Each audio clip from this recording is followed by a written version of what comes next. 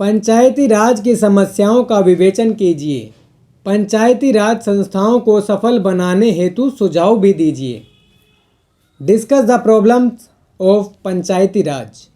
Also give your suggestion for successful working of Panchayati Raj institutions.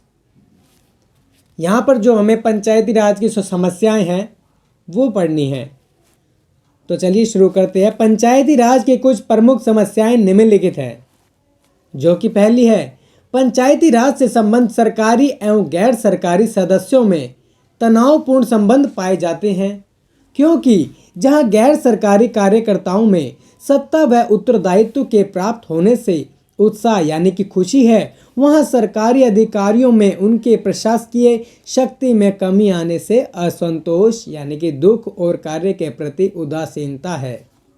ये जो है पहली हमारी समस्या है। और जो दूसरी समस्या है, पंचायती राज से संबंधित एक अन्य समस्या वित्तीय साधनों का अभाव है। देखा यह गया है कि जिन योजनाओं के लिए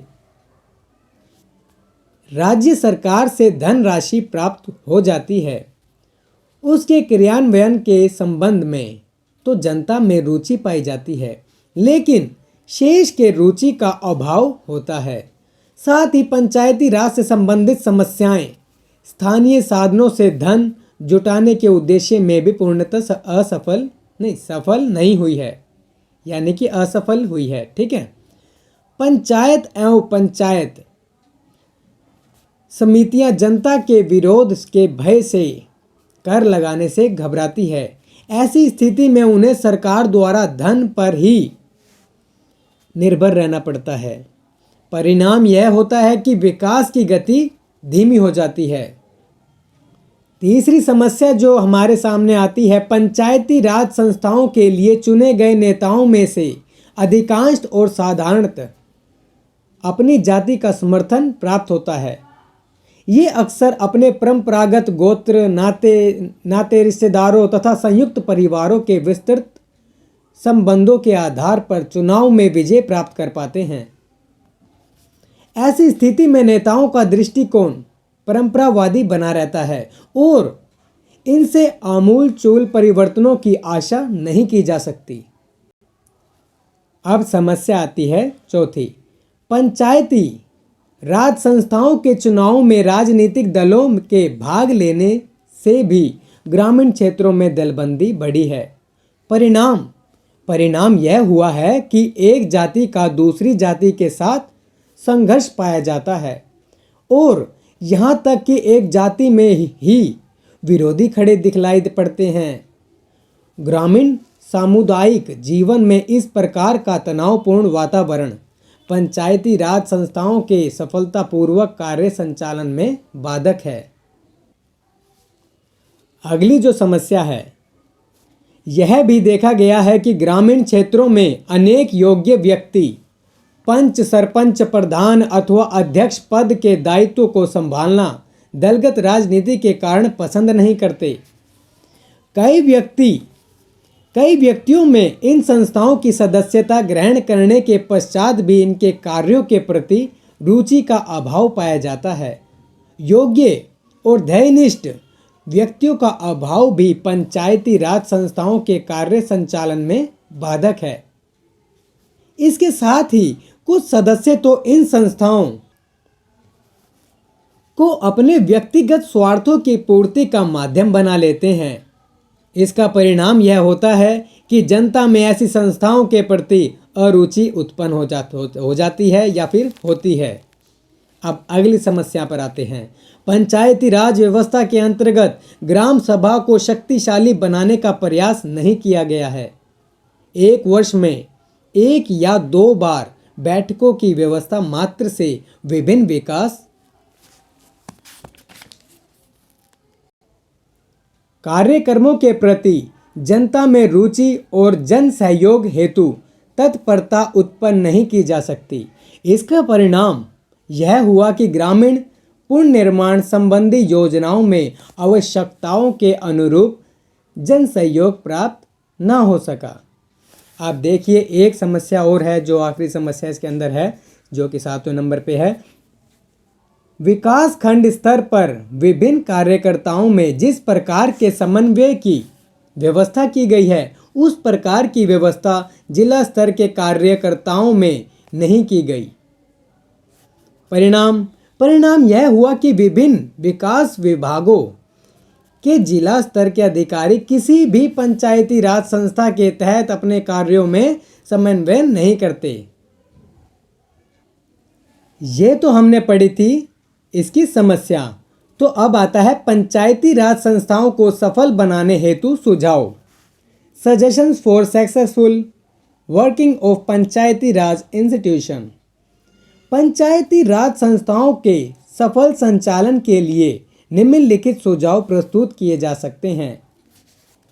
पंचायती राज संस्थाओं को सफल बनाने हेतु यह आवश्यक है कि इनसे संबंध सरकारी अधिकारियों और जनप्रतिनिधियों के बीच में संदेह और अविश्वास को दूर किया जाए। ऐसा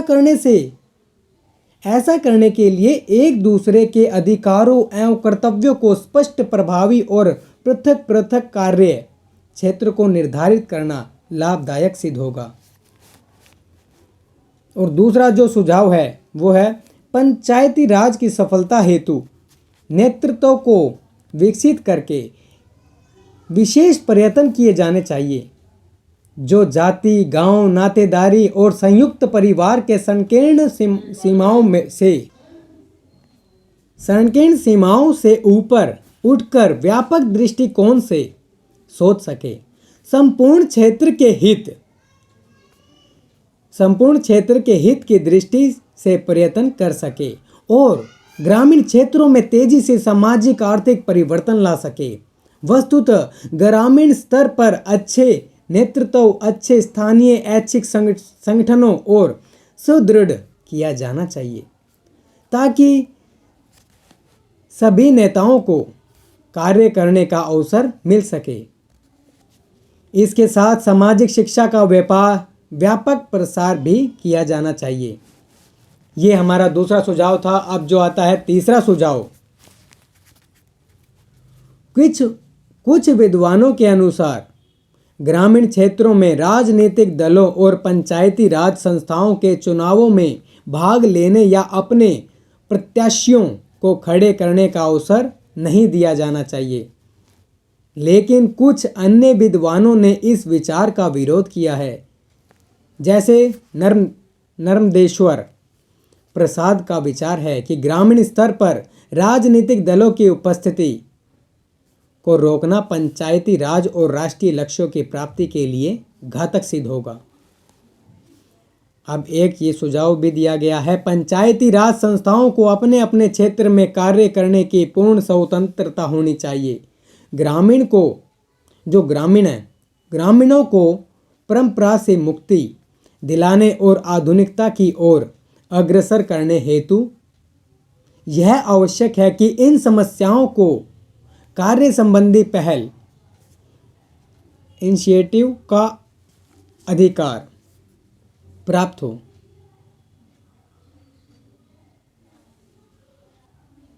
वस्तुतः पंचायती राज संस्थाओं की शक्तियों व सत्ता को स्पष्ट निश्चित कर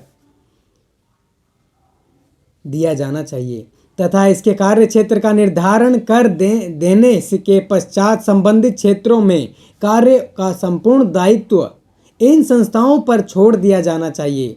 इसके अतिरिक्त ऊपर के स्तर की संस्थाओं को नीचे की संस्थाओं को धन और सुझावों के रूप में आवश्यक समर्थन देना चाहिए। ये अलग अलग तरह के सुझाव हैं जो पंचायती राज के लिए दिए हुए हैं। पंचायती राज संस्थाओं के सफल कार्य संचालन हेतु इसके वित्तीय साधनों को वित्तीय साधनों को बढ़ाना नितांत आवश्यक है।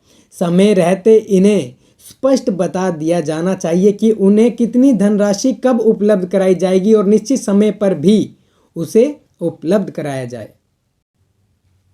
ऐसा होने पर ये संस्थाएं अपना बजट और विकास योजनाएं ठीक ढंग से बना सकेंगी। छठा जो सुझाव है, अनेक अध्ययनों से ज्ञात हुआ है कि ग्रामीण क्षेत्र में विकास कार्यक्रमों का लाभ अधिकांश उन्हीं लोगों को मिल पाया है जो कि पहले से संपन्न थे। वस्तुतः सामाजिक न्याय की दृष्टि से विकास योजनाओं के लाभ का विवरण सभी लोगों को समान रूप में होना चाहिए था। कमजोर या गरीब वर्ग के लोगों के आर्थिक स्थिति को ऊंचा उठाने का विशेष प्रयत्न किया जाना चाहिए। अब इसमें भी 7वां जो है लास्ट सुझाव है जो है पंचायती राज की कमियां काफ़ी सीमा तक हमारे देशवासियों में राष्ट्रीय चरित्र के अभाव का परिणाम है। आज इस देश का व्यक्ति अपने आप में इतना संकुचित हो गया है कि वह व्यक्तिगत स्वार्थ से ऊपर उठकर संपूर्ण समाज एवं राष्ट्र के हित की दृष्टि से चिंतन और आचरण नहीं कर पाता है। यद्यपि इसके कुछ अपवाद आवश्यक है। आज व्यक्ति सीमित दायरे में सोचता है क्योंकि वह परिवार, नातेदारी, गोत्र तथा जाति के संकीर्ण सीमाओं से या में जकड़ा हुआ है। यही कारण है कि अधिकांश लोगों में अपने कार्य के प्रति अरुचि और निष्ठा का अभाव पाया जाता है। यह प्रमुखतः एक मानवीय समस्या है जिसका निराकरण चरित्र निर्माण के द्वारा ही संभव है। अतः वर्तमान में आवश्यकता ऐसे व्यक्तियों के निर्माण की है जो अपने तुच्छ स्वार्थों से ऊपर उठकर समाज और संपूर्ण राष्ट्र के हित को सर्वोपरि मानते हुए दृष्टि से निष्ठापूर्वक कार्य कर सकें, जो कि फिलहाल अभी नहीं हो पा रहा है। इसीलिए सुझाव दिए गए हैं कि आप ऐसे कार्य कर सकते हैं। तो दोस्तों आज की वीडियो में सिर्फ इतना ही, फिर मिलूंगा अगले टॉपिक के साथ। Thanks for watching this video.